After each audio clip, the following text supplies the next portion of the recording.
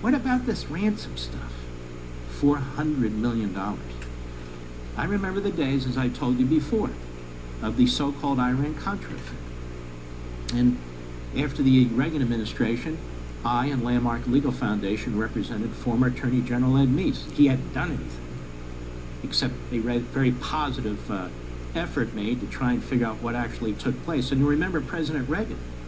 President Reagan wanted to get to the bottom of it. He set up his own group to look into it. There were congressional hearings. There were investigations. Here, it's like, what's the big deal? There's no big deal. And this is a major league, huge scandal, like so much of what occurs under Obama, whether it's the IRS or Fast and Furious, in any event. So let's listen to the beginning of this Castro-like press conference, just the beginning. I won't play it all. Go ahead. Some of you may recall, we announced these payments in January, many months ago. Stop. Does anybody remember them announcing that they sent $400 million to Iran through the Swiss, through other currencies? Does anybody remember that? Do you remember that? Do you remember that? I don't remember that. Well, nobody else remembers it either, because it just didn't happen that way. Go ahead. There wasn't a secret. We announced them to all of you. Josh did a briefing on them. This wasn't some nefarious Josh deal. did a briefing on what? Ransom for hostages? Josh did a briefing on this has been kept secret. Certainly the particulars of it have been kept secret. Members of Congress didn't know anything about this. Members of Congress are saying, we don't know what he's talking about. Nobody told us. Members of the Intelligence Committee and the Armed Services Committees, we don't know about this. What is he talking about? Well, we did a briefing, don't you know? They probably had 2 or 3 words, 4 or 5 sentences, who knows, in there.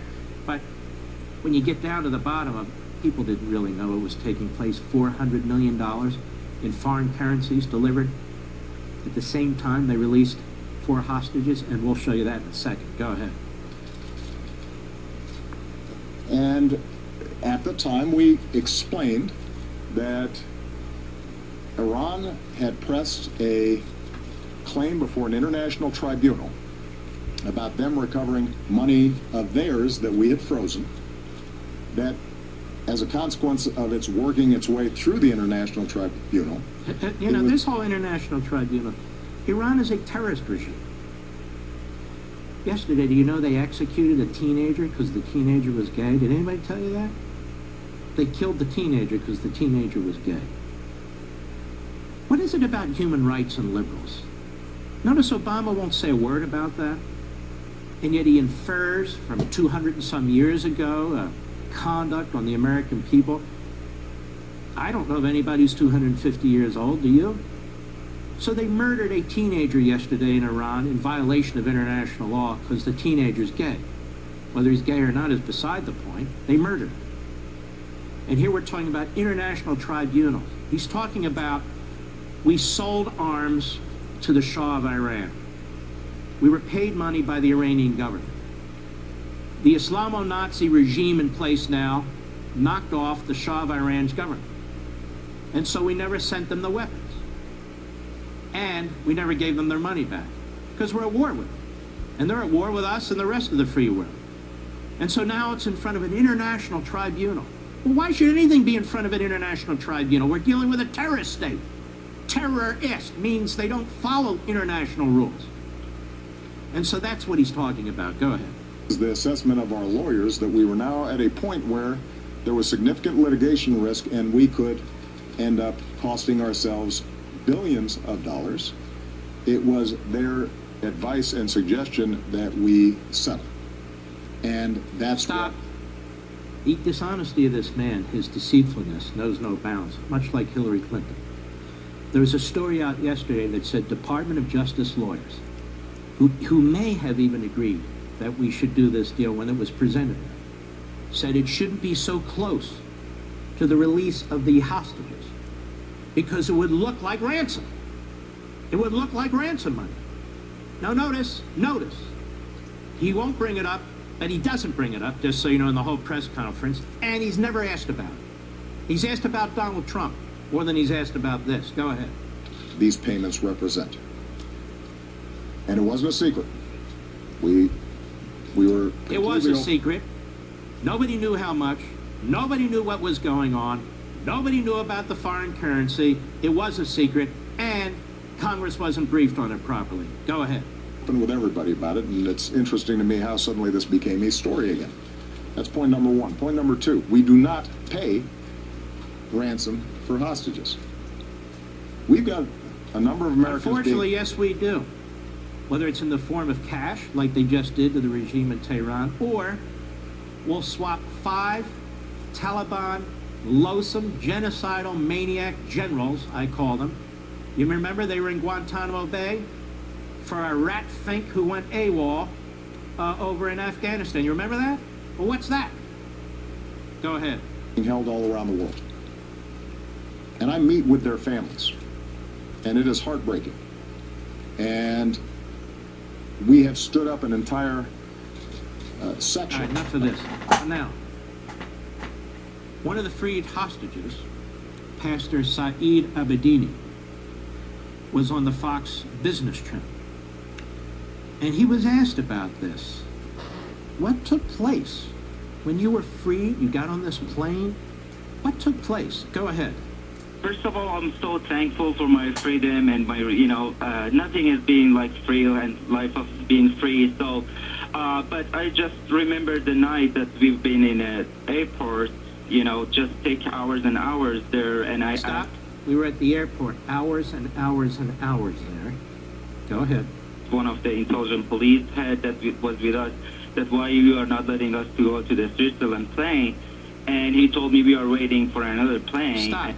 Why aren't you allowing us to go on the Swiss plane? He asked one of the police watching them. And the police told him, because we're waiting for another plane. Another plane filled with cash. The swap was being made right at the airport. One plane with money in exchange for one plane with 4 hostages. Now that's called ransom money. Go ahead.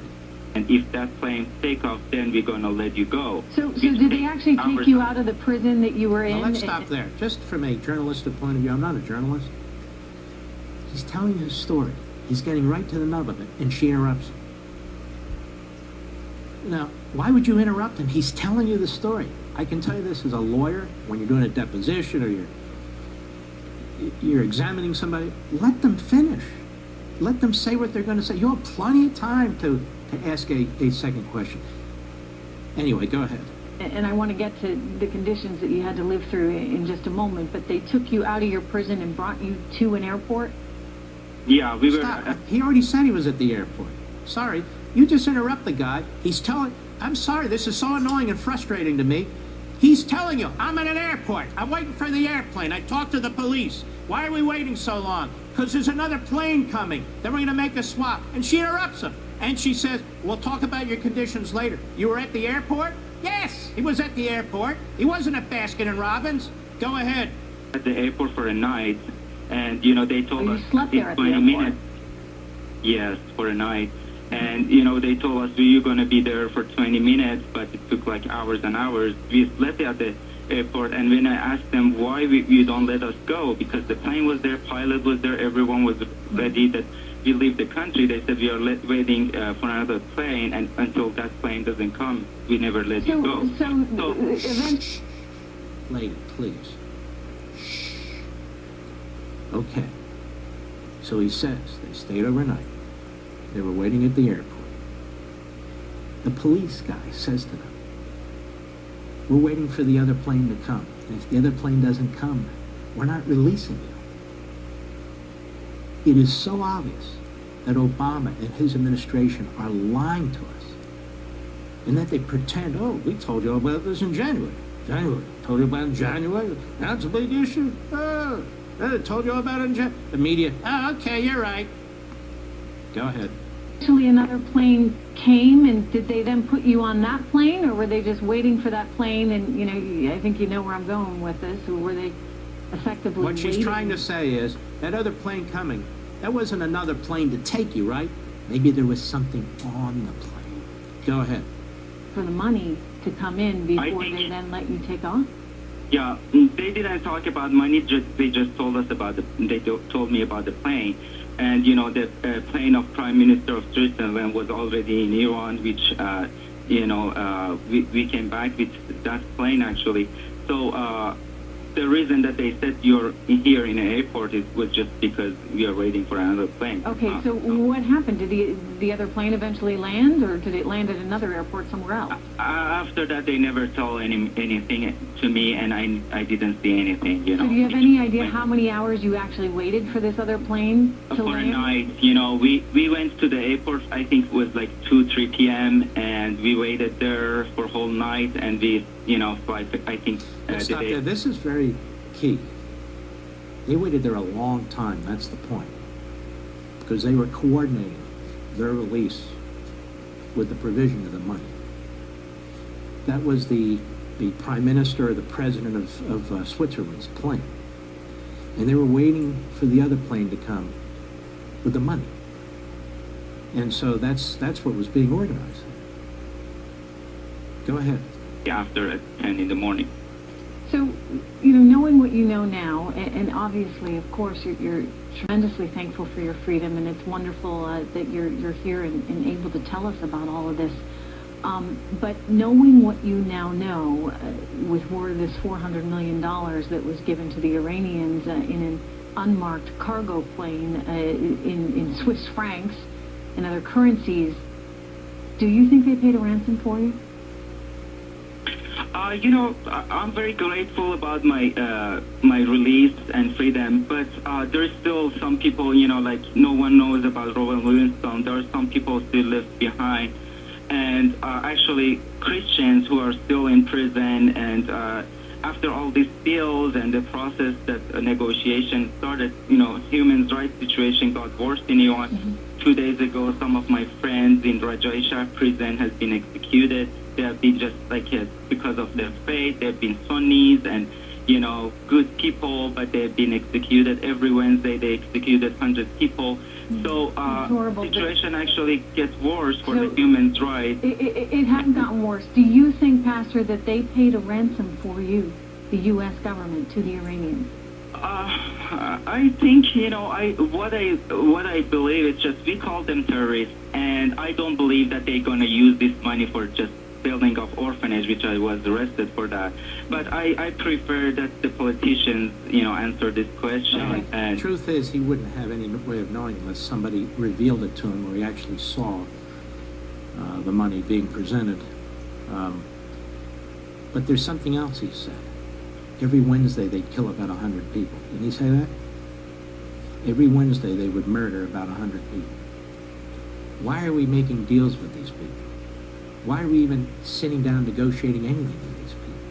Why is there an Iranian, American, or whatever number of nations pact with these people? Why are we supposed to believe that they're going to comply with the rules when they never comply with the rules? There was something else Obama said in his Castro-like press conference yesterday. He said, basically, even the Israelis now think it was a good deal. No, they don't. Israel needs to be able to buy military weaponry from the United States. It can't get it from a lot of other places, given the anti-Semitism and Jew hatred that's going on out there, including in Europe.